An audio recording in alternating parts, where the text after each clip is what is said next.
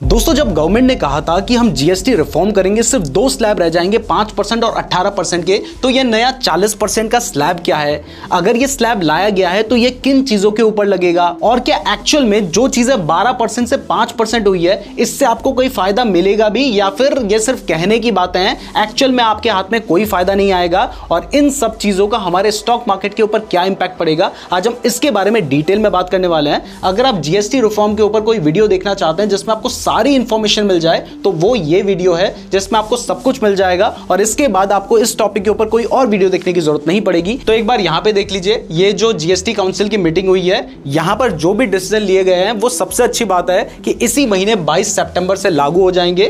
पुरानी जीएसटी के रेट थे 5%, 12%, 18% और 28%, जो अब घटकर 3 रह जाएंगे। 5% जीएसटी लगेगा 5 और 12% वाली अधिकतर चीजों में, 18% पे ऑलमोस्ट 18% का ही जीएसटी रहेगा, लेकिन कुछ ऐसी चीजें भी हैं जिनमें जीएसटी घटाया गया है, और जो 28% था उनमें या तो 18% का जीएसटी लग रहा है, या फिर उनमें से कुछ ऐसी चीजें हैं जिन पर सीधा 40% का जीएसटी लग रहा है। मतलब जो नुकसान गवर्नमेंट को इधर से होने वाला है वो इधर से वसूला जा सकता है। चलिए सबसे पहले समझते हैं कि ये जो जीएसटी रिफॉर्म्स नए लाए गए हैं इससे हमें फायदा क्या होगा। तो देखिए, सबसे पहला और सबसे बड़ा फायदा यह है कि बहुत सारे ऐसे आइटम्स थे जिन पे 12% का जीएसटी लगता था और अब उनमें 5% का जीएसटी लग रहा है। थोड़े बहुत ऐसे आइटम है जिनमें 12% का 18% भी लग सकता है, और बहुत सारे ऐसे आइटम थे जिनमें 28% का जीएसटी लगता था, अब उनके ऊपर 18% का जीएसटी लगेगा। हाँ, 40% का जीएसटी भी एक चीज है। तो अगर किसी प्रोडक्ट के ऊपर जीएसटी को घटाया जाएगा, तो मान लीजिए कोई चीज पहले 100 रुपए की थी, उस पर 18% का जीएसटी लग रहा था, तो वो आपको 118 की मिल रही थी। अगर उस पर अब 5% का जीएसटी लगता है तो 105 की मिलेगी, अगर 12% का जीएसटी लगता है तो 112 की मिलेगी। ये थ्योरी है। प्रैक्टिकल की अगर बात करें तो आप जब किसी सामान को खरीदते हैं, अगर किसी बिस्किट के पैकेट को खरीदते हैं, तो वहां पर आप अलग से जीएसटी पे नहीं करते हैं। वो सारे जो प्रोडक्ट्स होते हैं वो इंक्लूडिंग जीएसटी होते हैं। तो अगर कोई 5 रुपए का बिस्किट का पैकेट है, तो आज की डेट में भी बहुत ज्यादा चांसेस हैं कि उसकी प्राइस 5 रुपए ही रहेगी।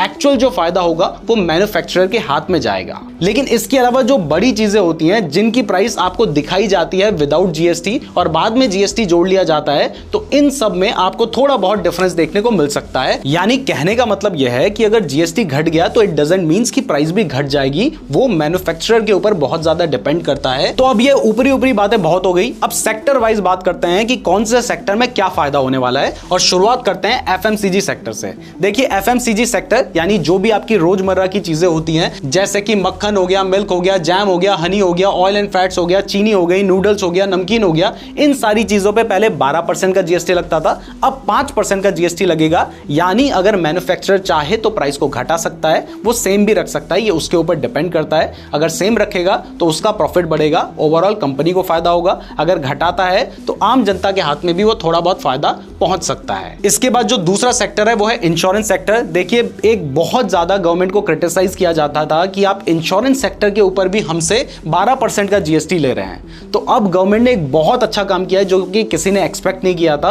और यहां पर सीधा 0% का जीएसटी लगा दिया है। मतलब अब आप लाइफ इंश्योरेंस या टर्म इंश्योरेंस लेते हैं या हेल्थ इंश्योरेंस लेते हैं तो आपको कोई भी जीएसटी देने की जरूरत नहीं पड़ेगी, जो कि एक बहुत अच्छा डिसीजन है। इसके लिए हमें गवर्नमेंट को अप्रिशिएट करना चाहिए। और अगर आपके पास टर्म इंश्योरेंस या हेल्थ इंश्योरेंस नहीं है तो मैंने इस वीडियो के डिस्क्रिप्शन में लिंक दे रखा है, वहां से आप अपना इंश्योरेंस बाय कर सकते हैं। इंश्योरेंस होना बहुत जरूरी है क्योंकि आप बहुत मेहनत करके पैसे बचा रहे हैं, लेकिन कल को कोई प्रॉब्लम आ जाती है तो वो सारा पैसा एक ही बारी में खत्म हो सकता है। इसलिए बहुत सस्ते इंश्योरेंस मिल जाते हैं 400-500 रुपए में, और अब तो जीएसटी भी घटा दिया गया है, महीने की बात कर रहा हूं। तो आप अपना टर्म इंश्योरेंस और अपनी फैमिली का और अपना खुद का हेल्थ इंश्योरेंस जरूर बाय कर लीजिएगा। आगे बढ़ते हैं, और अगला हमारा सेक्टर है electronics and consumer durable sector. ये ऐसे सेक्टर थे जिनके ऊपर पहले 28% का जीएसटी लग रहा था, लेकिन अब ज्यादातर चीजों में 18% का जीएसटी लग रहा है, जिसमें एसी को पहले लग्जरी माना जाता था और उसके ऊपर हमें 28% का जीएसटी देना पड़ता था। लेकिन आज के टाइम पर एसी एक नेसेसिटी बन चुका है। इसके अलावा LED, LCD TVs, refrigerator, dish washer, washing machine या प्रोजेक्टर जैसी चीजों को भी पहले लग्जरी मानते थे, 28% का टैक्स देते थे, अब उनके ऊपर 18% का टैक्स होगा, जिससे थ्योरेटिकली ये जो चीजें होनी चाहिए वो सस्ती होनी चाहिए, बट डिपेंड मैन्युफैक्चरर पे करता है। अगर कोई ऐसा प्रोडक्ट है जिसमें प्राइस इंक्लूसिव ऑफ जीएसटी लिखी रहती है तो वहां पर बहुत ज्यादा चांसेस बनते हैं कि प्राइस उतनी रहेगी, लेकिन अगर किसी प्रोडक्ट में आपसे प्लस जीएसटी लिया जाता था तो वहां पर बहुत ज्यादा चांसेस बनते हैं कि आपको थोड़ा सा रिलीफ देखने को मिल सकता है। अब अगर ऑटो सेक्टर की बात करें तो ये बहुत इंपॉर्टेंट है, क्योंकि यहां पर आपके लिए सबसे पहले खुशखबरी है, फिर थोड़ी सी दुख खबरी है। खुशखबरी यह है कि अगर आप 350 सीसी से छोटी बाइक खरीदते हैं तो वहां पर जो जीएसटी है उसको 28% से घटाकर 18% कर दिया गया है। लेकिन दुख खबरी यह है कि अगर आप 350 सीसी से बड़ी बाइक खरीदते हैं तो यहां पर जो जीएसटी है उसको सीधा 40% कर दिया गया है। कार्स की बात करें तो अगर आप 1200 सीसी से छोटी और 4000 mm की लेंथ से छोटी कार खरीदते हैं तो यहां पर जो जीएसटी है उसको घटाकर 18% कर दिया है, क्योंकि वो नेसेसिटी है। लेकिन अगर आप इससे बड़ी बाइक खरीदते हैं तो वहां पर जीएसटी है फिर सीधा 40%। इसका मतलब है जो महंगी बाइक्स थी वो और महंगी हो जाएंगी और जो सस्ती गाड़ियां थी वो थोड़ी सी सस्ती हो सकती हैं। इसके बाद अगर होटल एंड एंटरटेनमेंट सेक्टर की बात करें तो ये एक ऐसा सेक्टर है जहां पर आप एडिशनल ही देते हैं। हमेशा आपको रूम की जो प्राइस होती है वो अलग दिखाई देती है, उसमें जो टैक्सेस एंड चार्जेस होते हैं वो अलग होते हैं। तो अगर हम ऐसे किसी रूम की बात करें जिसका जो रेंट है वो 7,500 से कम है तो वहां पर पहले 12% जीएसटी लगता था, 5% लगेगा। मूवी टिकट पे भी पहले 12% लगता था, 5% लगेगा। 5 स्टार होटल में खाना खाना है तो पहले 28% जीएसटी लगता था, 18% लगेगा। लेकिन कुछ ऐसे एंटरटेनमेंट जो कि सरकार की नजर में सही नहीं है उसके ऊपर 40% का जीएसटी लगेगा, जिसमें आईपीएल की एंट्री भी आ जाती है। बाकी दो चीजों के ऊपर तो चलिए सही है। सीमेंट सेक्टर की बात करें, यानी घर बनाने की सोच रहे हैं तो अब हो सकता है कि आपका जो खर्चा होगा वो थोड़ा सा घट जाए,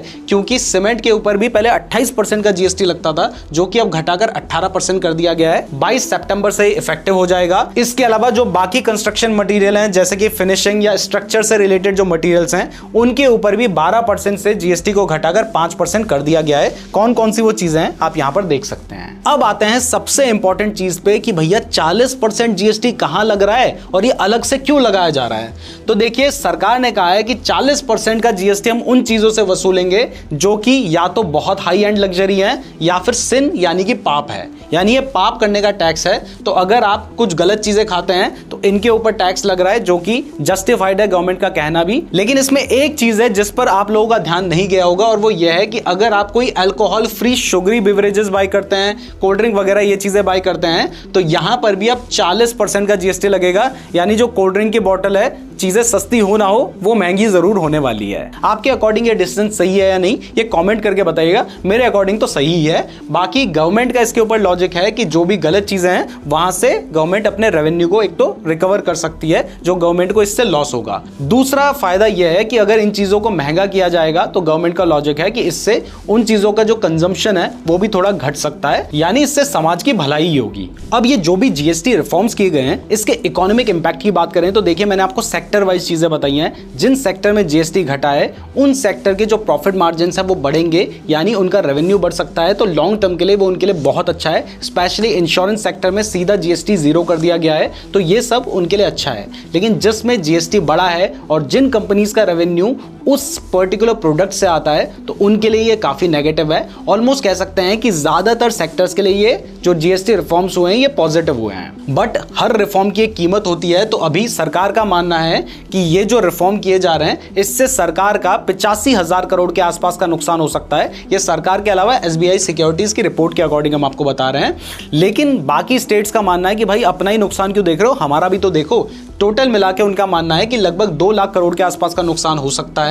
लेकिन यहां पर एक दूसरा लॉजिक भी है कि अगर प्रोडक्ट सस्ते होंगे तो लोग ज्यादा सामान खरीदेंगे, यानी कंजम्पशन बढ़ेगा, जिससे जो लॉस था वो आगे चल के रिकवर हो सकता है। बट अगर ये लॉजिक गलत बैठता है तो फिर हमारा जो फिस्कल डेफिसिट है वो बढ़ सकता है, जो कि हमारी इकोनॉमी के लिए थोड़ा बहुत नेगेटिव हो सकता है। लेकिन मुझे लगता है गवर्नमेंट ने पूरा एनालिसिस कर रखा होगा और लॉन्ग टर्म में ये हमारे लिए पॉजिटिव ही होकर निकलेगा। ओवरऑल बात करें तो देखिए, बहुत सारे प्रोज हैं, बहुत सारी रोजमर्रा की चीजें सस्ती हुई है, इंश्योरेंस सस्ता हुआ है, ऑटो एंड इलेक्ट्रॉनिक आइटम सस्ते हुए हैं और जीएसटी में रिफॉर्म भी हुआ है जो बिजनेसेस के लिए भी अच्छा है। लेकिन अगर कॉन्स की बात करें तो एक नया स्लैब ऐड कर दिया गया है 40% का, जो कि आज तो उसमें सिन वाले प्रोडक्ट्स डाले गए हैं, लेकिन कल को कोई नया प्रोडक्ट उसमें ना डाल दिया जाए, इसका भी एक नया खतरा आ गया है, क्योंकि सीधा 40% का स्लैब है जो कि बहुत ज्यादा है। इसके अलावा अगर मान लीजिए मैन्युफैक्चरर जो है वो अगर अपने प्रोडक्ट की प्राइस को नहीं घटाते हैं तो फिर इसका कोई खास फायदा जरूरी नहीं है कि आपके हाथ में देखने को मिलेगा।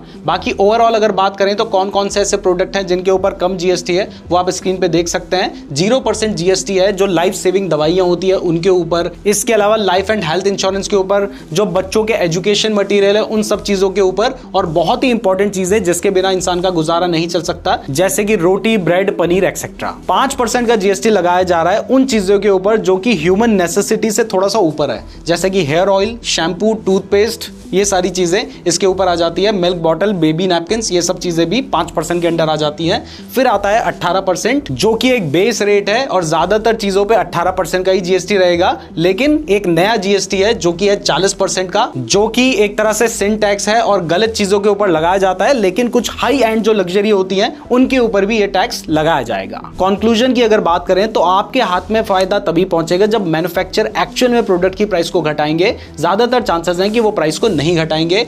दूसरा, जो नया 40% का स्लैब आया है, इससे एक नया डर भी आ गया है कि कल को बहुत सारे प्रोडक्ट्स को 40% के अंदर धीरे धीरे ऐड ना कर दिया जाए। आप लोगों का क्या मानना है कि ये जो रिफॉर्म्स हुए हैं इससे एक्चुअल में आपके हाथ में फायदा आएगा या फिर ये सिर्फ हेडलाइन बन के रह जाएगी? ये कमेंट करके जरूर बताइएगा। हेल्थ इंश्योरेंस, टर्म इंश्योरेंस का लिंक मैंने आपको डिस्क्रिप्शन पे दे रखा है, तो वहां से आप अपने इंश्योरेंस बाय कर सकते हैं। वीडियो पसंद आई है तो वीडियो को लाइक और चैनल को सब्सक्राइब जरूर कर दीजिएगा। और अगर आप इन्वेस्टमेंट के लिए अपना अकाउंट ओपन करना चाहते हैं तो नीचे हमने आपको लिंक दे रखा है, वहां से आप अपना डीमैट अकाउंट ओपन कर सकते हैं। धन्यवाद।